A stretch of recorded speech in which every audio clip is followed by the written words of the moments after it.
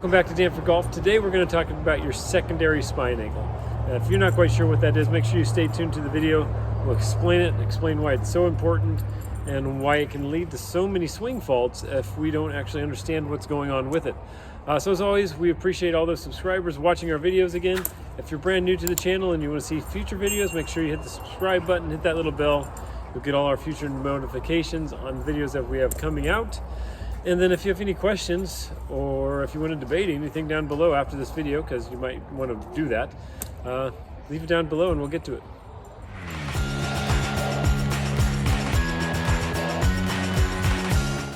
So today we're going to talk about your secondary spine angle or axis tilt. All right, if you're brand new to kind of learning about these things, you have two spine angles. You got your primary, which is basically when you bend from your hips, what your spine does. It deals with early extension, losing posture, things like that in your golf swing. Secondary spine angle is from face on and what your spine does in your golf swing. Personally, I've found that the secondary spine angle will help you play better in the short term. Okay, we do want to stay in our posture, don't get me wrong on that, but if you can control what your spine does as you're swinging the golf club, I guarantee you, your playing will get better and you'll start hitting the ball better. And so that's what we're going to talk about today, is what our spine should really be doing and what we tend to do to make golf a little bit harder. So today, before we get started on the faults that are caused by incorrect movements of your secondary spine, we're going to talk about the golf club in general and what your spine should be doing with each golf club, because it's a little bit different. So if you're using a pitching wedge or a sand wedge, something with less loft, you're just going to have a little tilt. Right? As the club becomes longer or less lofted, the tilt will increase, and that's why you see players with drivers, they're going to look like they're more set up behind it. Versus if you look at a player in the wedge, they're going to look like they're more on top of it. So with the less tilt you have, usually the shorter the club's going to go, and the more tilt you have, the longer the club will tend to go. So first off, what I tend to come across is people who set their spine off incorrectly just from the very beginning. I see a lot of players start with their head more towards the left, okay? And when your head's towards the left like this, you have two options. You can either fall backwards, drop the club under, and hit big blocks, all right? Or you can stay left, get to the top, stay on that left side, and come down really steep onto the golf ball, right? And that is just caused because you started off incorrectly with where your spine should be. If you get it back to the right side, automatically swinging over the top, it's going to feel more dramatic. So hopefully you can start to fix that. If you maintain your axis tilt to the top and to the bottom, it's almost impossible for you to be steep into the golf ball.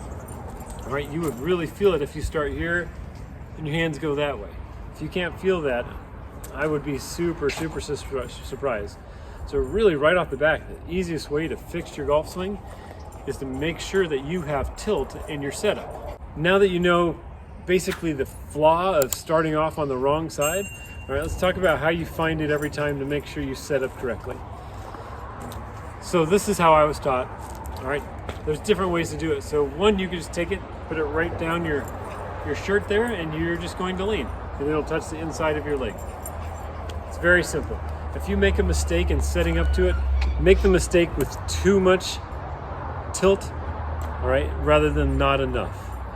And then when you're doing the tilt, you got to make sure that it doesn't come from just like your oblique bending from the side, all right? It needs to be the entire torso moving to the side. Another way that you can learn how to find your spine tilt in your setup is when you set up to it, you're just going to bump your left hip towards the target a little bit because we want the whole torso to move. Now when you do that move, you got to make sure that the weight still stays in the middle of your stance. It doesn't get forward, it doesn't lean back. I see a lot of people, when they set up to it, they just put a lot of weight on their back foot. All right, I'd like to see the weight when you start off basically right in the middle, or maybe even like 55, 45 when it comes to your setup. All right, it changes a little bit for everybody, but just don't lean back there. Don't crunch from your oblique like that. Make sure it is the proper move. If you look from your back, your spine should look straight up and down, or straight slanted the correct way away from the target. Okay, So if you set up correctly, all right, and if you maintain this spine throughout your golf swing, I guarantee you're going to play better. All right. Now, if you slide, you can see how the spine goes the wrong way. Right? If you super slide too much, you can see that's too much. So you have to be very careful with how much you kind of add to it. Just kind of keep it there. Right? If you keep it there, your drives are going to get better. You're going to actually swing up on the ball a little bit, launch a little higher, probably cause a little less spin. Right? You can have too much, and then it's going to launch way too high because the bottom of your swing is going to be back here. That's why a lot of people tend to chunk it, is because sometimes they get way too much underneath it. All right, so just whatever you start off with, whatever it's 15, 20%, if you can maintain that, you're going to hit the ball a whole lot better. All right, it's okay too if you start here, your head moves back a little bit, and then it gets back to the ball.